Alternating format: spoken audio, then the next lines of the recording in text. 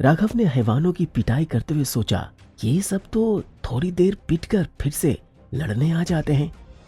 ऐसे तो इनसे लड़ते हुए मेरे बाल सफेद हो जाएंगे, पर ये लोग नहीं रुकेंगे। लंबी सुई ने उस पेशेंट को ठीक कर दिया था। क्या मुझे उसका इस्तेमाल करना चाहिए? यही सब सोचते हुए राघव ने लंबी वाली सुनहरी सुई अपनी जेब से बाहर निकाली और किसी खंजर की तरह उसे पकड़ते हुए उसने एक हैवान पर सुई से हमला किया। जैसे ही वो सुई उस हैवान के जिस्म से टकराई तो वो हैवान सुनहरी रेत में बदलकर धूमिल हो गया। उस हैवान को धूल में मिलता देख राघव बोला, अब हुई ना कुछ बात। सभी हैवानों को घूरते हुए राघव ने आगे कहा, चलो अब तुम सबको खत्म करता हूं, फिर वापस घर भी तो जाना है। इतना कहकर राघव उन सबको खत्म करने के लिए आगे बढ़ा ही था, तभी अचानक से वहां मौसम बदला और बहुत तेज बारिश हो गई।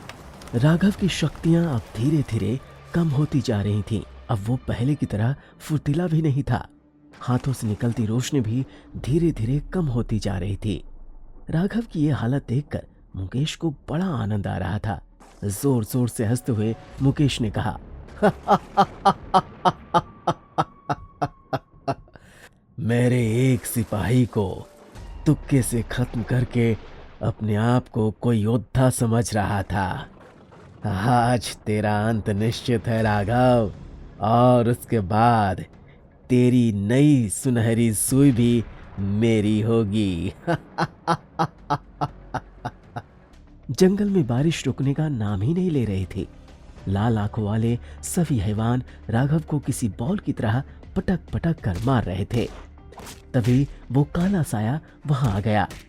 उस काले साये ने अपनी शक्तियों से उस पूरे जंगल को ढक दिया। बारिश की बूंद का एक कतरा भी अब राघव तक नहीं पहुंच पा रहा था। पूरा जंगल काला हो चुका था। अपने बंगले पर बैठे मुकेश को भी कुछ समझ नहीं आ रहा था कि उसे कुछ दिख क्यों नहीं रहा।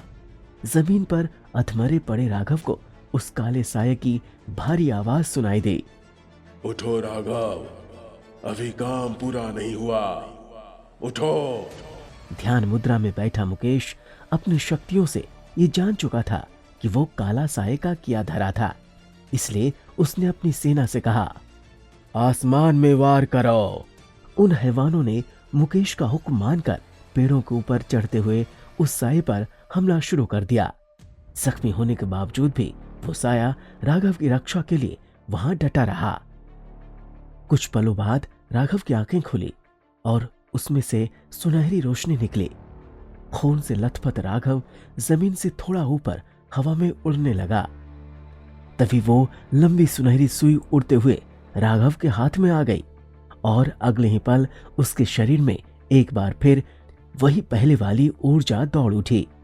उसका पूरा शरीर सुनहरा हो चुका था और एक एक करके राघव के सभी घाव भरने लगे। पूरी तरह ठीक होने के बाद गुस्से में आग बबूला राघव ने कहा, आज मार मार कर तुम गूंगे हैवानों की चीखें न निकाली तो मेरा नाम भी राघव नहीं। राघव ने सुनहरी सुई से एक एक कर सभी लाल आंखों वाले हैवानों को मार मार कर धूल में मिला दिया। जल्द ही उस अंधेरे जंगल में सुनहरी रेत का रेगिस्तान बन गया।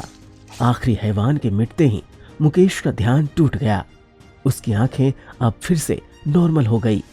मुकेश ने गुस्से में कहा, भले ही आज तुम बच गए राघव, पर तुम्हारी एक कमजोरी का मुझे पता चल चुका है। राघव जब जंगल से निकल रहा था, बारिश बंद हो चुकी थी। काले साये को वहां से जाते हुए देख राघव ने कहा, मैं नहीं जानता तुम कौन हो, पर आज मेरी जान बचाने के लिए तुम्हारा बहुत बहुत शुक्रिया। राघव को सही सलामत देख एसीपी हुडा के तो होश उड़ गए थे। उसने झिझकते हुए कहा, पर राघव, जंगल में तो एसीपी हुडा की बात काटते हुए राघव ने कहा, जंगल में अब कोई खतरा नहीं है।